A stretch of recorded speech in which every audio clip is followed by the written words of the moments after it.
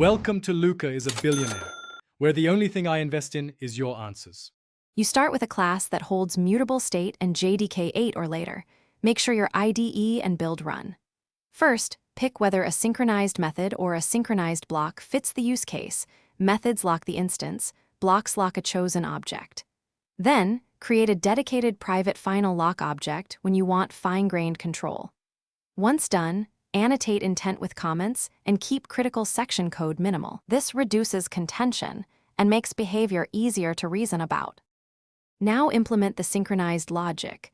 Wrap only the state-changing lines in a synchronized block to minimize blocking time.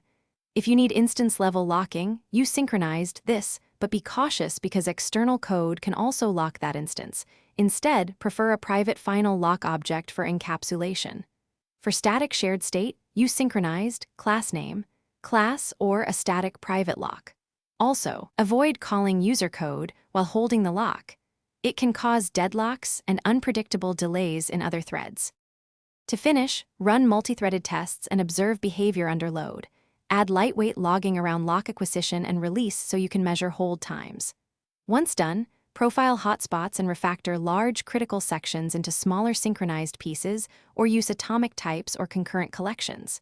If you see a deadlock, identify opposing lock orders and reorder them to be consistent or migrate to lock. Try lock with timeout to recover gracefully. Finally, document your lock choices so future you and your team understand the design.